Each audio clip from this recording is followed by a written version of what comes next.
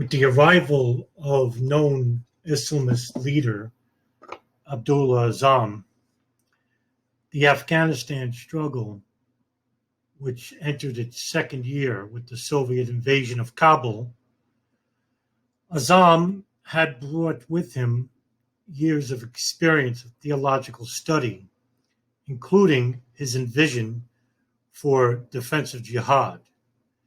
His idea that the struggle within was not basically the totality of jihad. Azzam had once theorized that jihad was also meant to be an outward struggle, a struggle against the secular world, against the Muslim world.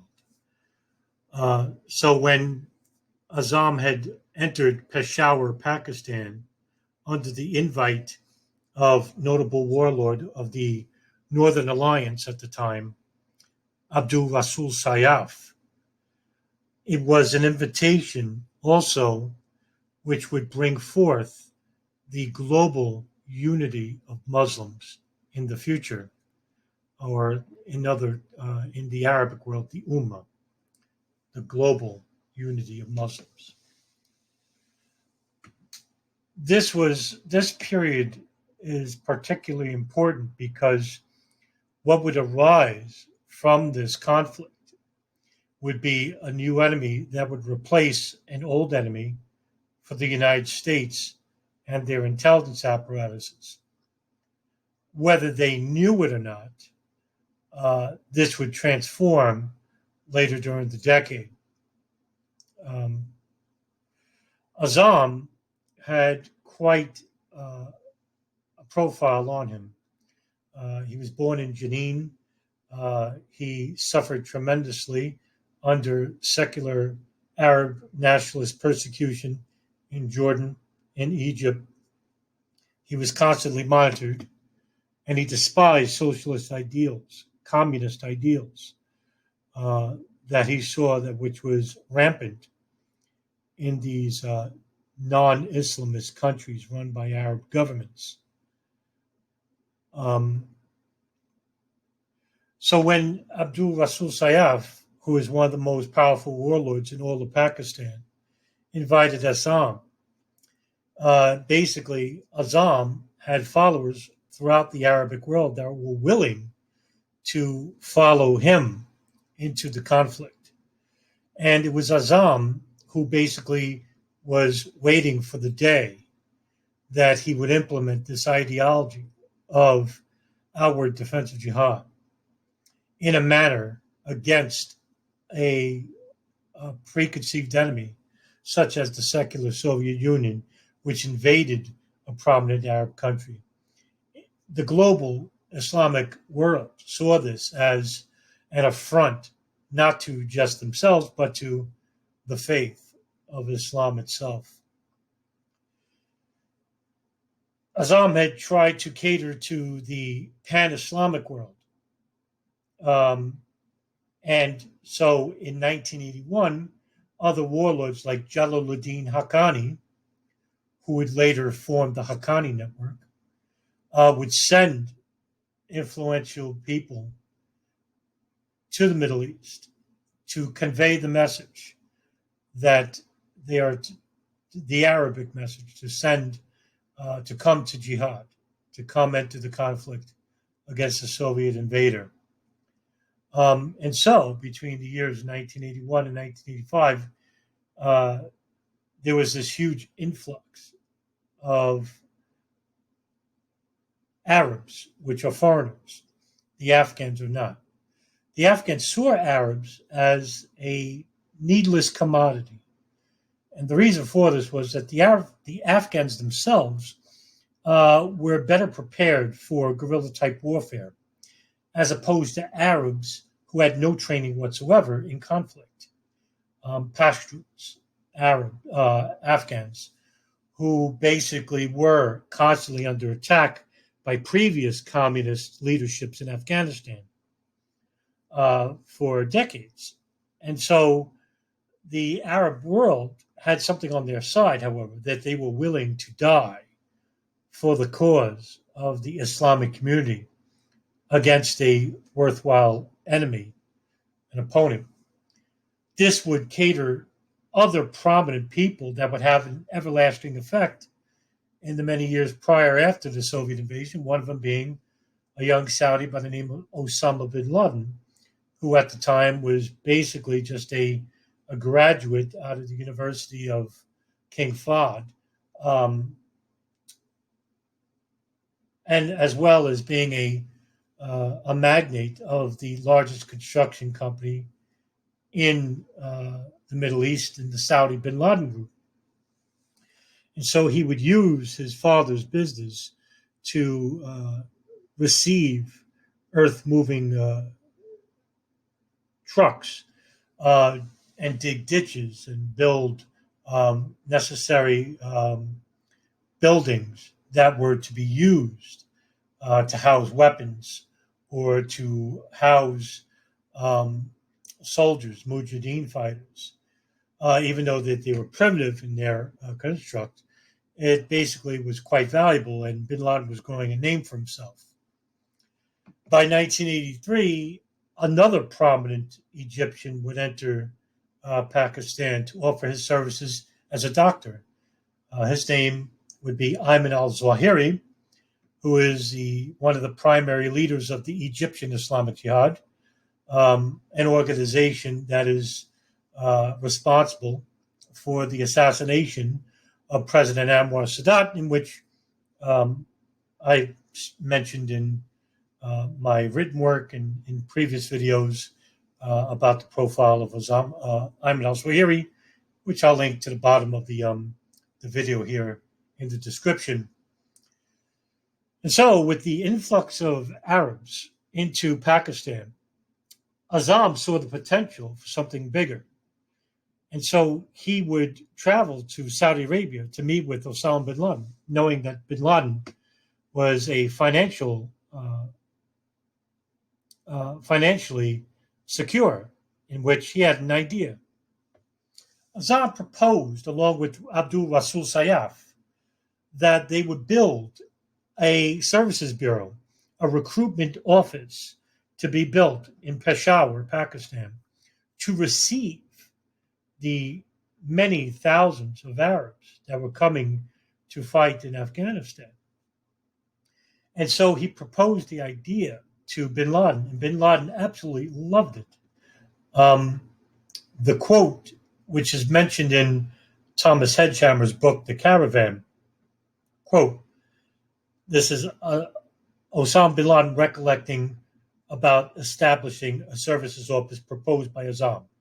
Quote, I mentioned to Sheikh Sayyaf in the presence of Sheikh Abdullah Azzam that the number of Arabs is gradually increasing, and I said we would like it of you, as the Emir of the Mujahideen and President of the Union, permit us to establish an office or a house where we can receive these Arab brothers and benefit from their potential. So he permitted us to do so. Indeed, we established the office immediately after Hajj, and the work went on from there. End quote. The name of the office would be the Maktab al-Khidamat, translated to English, the Afghan Services Bureau. This would be the primary center to receive all training and funding to have people, Arabs, come into the conflict. They would pay for their plane fare if they couldn't make it, give them room and board, and soon enough, one building wasn't enough. They would build multiple buildings throughout Pakistan. All in all, there would be approximately about 9 buildings regarding this office. In the United States, they would have the only building, which was the Al-Khifa Refugee Center, and that would be in Brooklyn, New York, which was 1 block down from the Al-Farouq Mosque, which was notable because some of the members of the Al-Farouq Mosque, as well as the Dar al-Salam Mosque in Jersey City, New Jersey, which would be responsible for 2 events. One, the 1993 World Trade Center bombing, and of course the landmarks plot, which didn't transpire. All headed by Ramzi Youssef, and Omar Abdel Rahman, who was another Egyptian radical that would enter the United States in 1990, who was the leader of Gamma Islamiyah, a known terrorist organization. I have done previous work on Abdel Rahman, so I won't go into much here. So the Maktab al-Khidamat, or the Afghan Services Bureau, had a dual mission. And one of them was to service the Mujahideen. The other was to be the starting point for Arabs in the service of Afghans. Now, as I said previously, Afghans saw Arabs as a unnecessary disservice toward the conflict, even though it was the Arabs in larger numbers than the Afghans. A lot of Afghans were getting killed by the Soviets. The Soviets were technologically advanced. The Afghans were not. This was the reason why, for the intelligence services like the CIA, like the Pakistan ISI, the British MI6, the Israeli Mossad, to offer their services in training and funding the Mujahideen through the Maktab al-Khidamat in Pakistan. Some of that money actually was also coming from the Al-Khifa Refugee Center in New York, which, by the way, was monitored not just by the CIA, but also by the FBI at the time. And so you have all these agencies that were involved in giving hundreds of millions of dollars to the Afghan Services Bureau to help the Mujahideen in their fight against the Soviets. Much later on, when Reagan took over as president of the United States in the late 1980s, this operation called Operation Cyclone, which was a CIA operation, it was the largest CIA operation in history, and it was the largest financial operation in CIA history, in which they would give approximately $310 million to this operation to help fund the Mujahideen. And part of this was coming from Reagan, in which he sent a deal package to the Mujahideen, in which they had to sign a waiver about using the use of Stinger missiles. This would be important and would turn the tide of the war late during the 1980s, because it was the Afghans who were trained in using this weapon, the Stinger missile, to shoot down planes which were carpet bombing Afghanistan. Incidentally enough, the Soviet military saturated the desert landscapes of Afghanistan with millions of mines. In fact, still to this day, there are hundreds of thousands of unexploded mines all throughout Afghanistan. And I think Vice did a great documentary regarding about the mine usurpers in Afghanistan, people who would find these old mines from 40 years ago. And they're still in use. Some of them are still active. And so it was a pretty good documentary. If I find it, I'll link it down below. It was a pretty good one. And so with the tide turning and the intelligence agencies training these Mujahideen fighters to battle the Soviets began to understand that there were agencies may have been involved with training these Arabs and these Afghans in the covert arts of guerrilla warfare. They couldn't prove it, and that's why they didn't declare war on the United States, because the United States basically had to save face and say, we're not entering the war, and that's why they were using the CIA to conduct black operations. Going back to the Maktab al-Khidamat, Abdullah Azzam, along with Osama Bin Laden, and now Ayman al-Zawahiri, were all now co-managers of the Afghan Services Bureau. And then about the mid-1980s, it was becoming quite profitable. And many Arabs from many countries were coming in.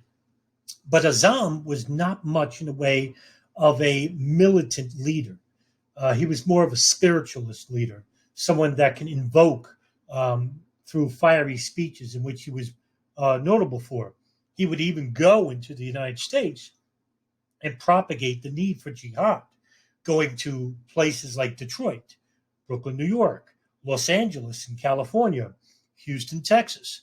Along with some of these discussions, he would espouse anti-Western ideals, as well as Egyptian radical Omar Abdul Rahman. And soon enough, people like Osama Bin Laden would come and visit Abdullah Azzam and to listen to him. In fact, going back just a couple of years prior, it is reported in 1981, Osama Bin Laden actually went to the University of Indiana, and that's how he first met Abdullah Azzam, because it was Azzam who was performing a lecture there. And Osama Bin Laden, according to his former wife, she went with him to watch the lecture by Azzam. Osama bin Laden became disillusioned. What he wanted was a more vigorous Mujahideen entity to finally repel the Soviets right out of Afghanistan. And so he started his own camp called the al-Masada, which had a nickname called the Lion's Den. Al-Masada was basically called the base. And this training camp, which would be in I want to say it was the Afghanistan province. I forgot the name of the province for now. Forgive me.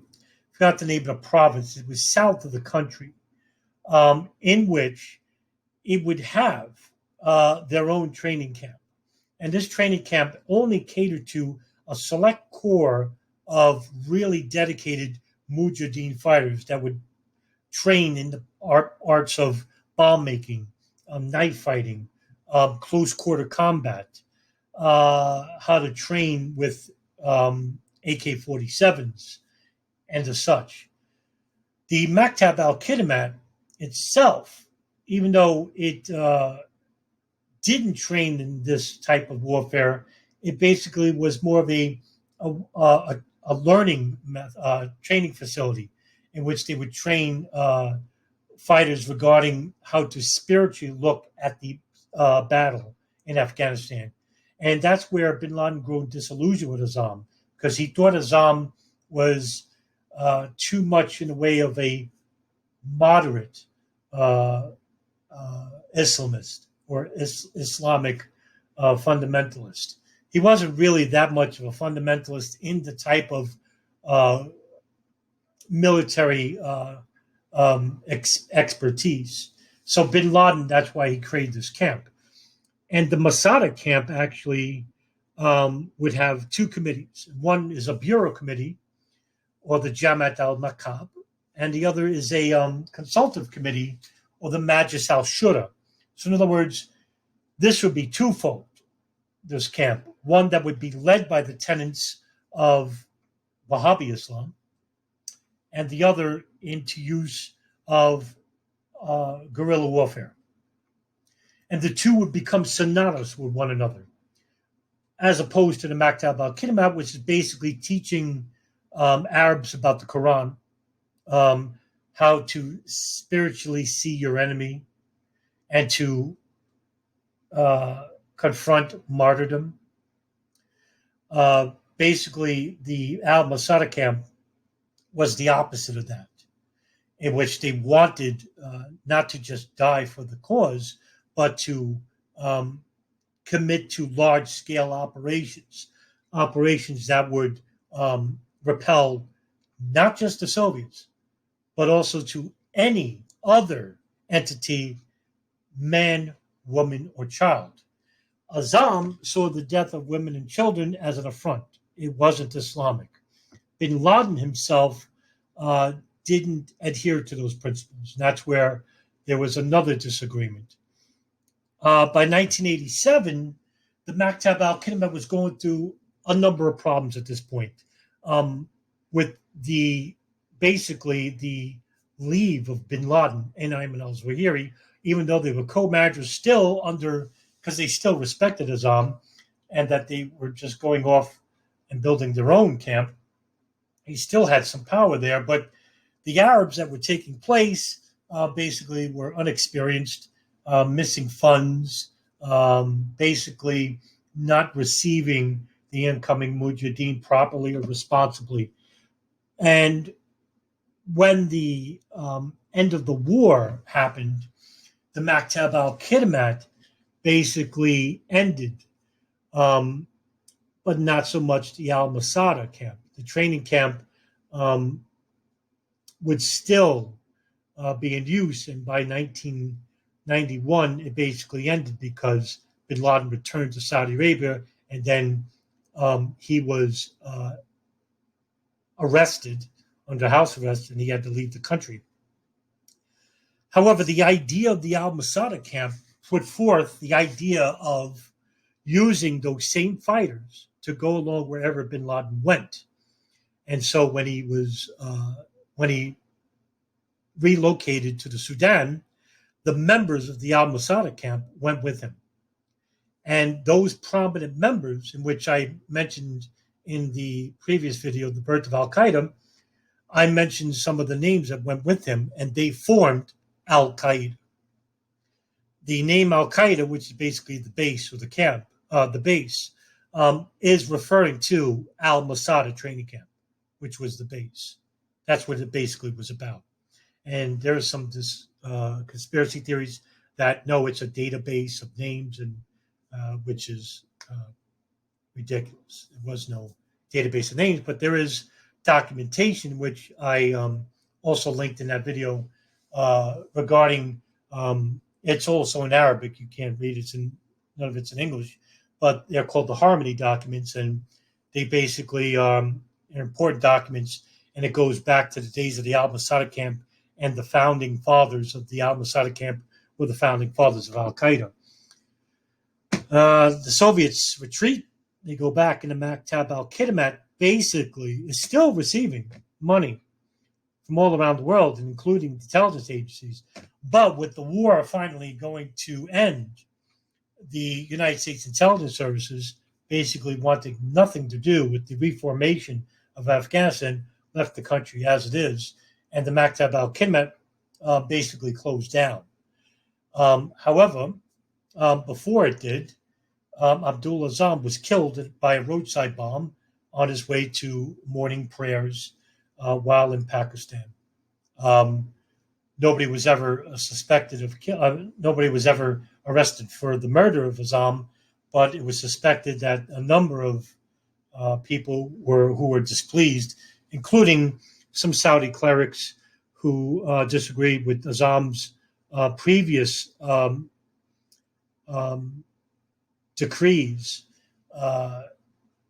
that Muslims were to enter the country and join the Jihad. They saw this as a weakness for other Arab countries, because they thought that with all the Arabs coming to Afghanistan, it would leave other countries open for invasion by secular countries such as the United States or Great Britain or any other coalition partner. And that's what they feared. And so they disagreed with Azzam's decree. Also, you had Osama Bin Laden and Ayman al-Zawahiri, who were suspects, because with Azzam dead, they basically took over the Maktab al-Khidamat, and they redistributed those funds to the al-Masada camp. There was also suspicions that the Israeli Mossad killed him, because after Azzam, after the Afghan war, Azzam basically concentrated on the plight of the Palestinians in Israel, considering that Azzam came from Jenin, a town in Israel, in which his family's homes were razed to the ground by the Israeli government. Yes, they feared that they would be the next country to witness an invasion of Arabs, which they became a primary suspect. There were other suspects, but I won't get into that for now, but nobody was ever charged for his murder. And so the Maktab al-Khidamat closed. But the Maktab al-Khidamat itself was the primary reason and was an important agency in that it helped bring the global Islamic community closer together, in which it helped facilitate the members and bring about the members of Al-Qaeda to the al-Masada training camp under the guide of Osama Bin Laden. And that's why people should understand the importance of this Afghan Services Bureau and what it meant, not just in the to the point of history regarding the Afghan-Soviet War, but also what was to come in the future regarding terrorist operations that would visit the United States as well as other countries around the world.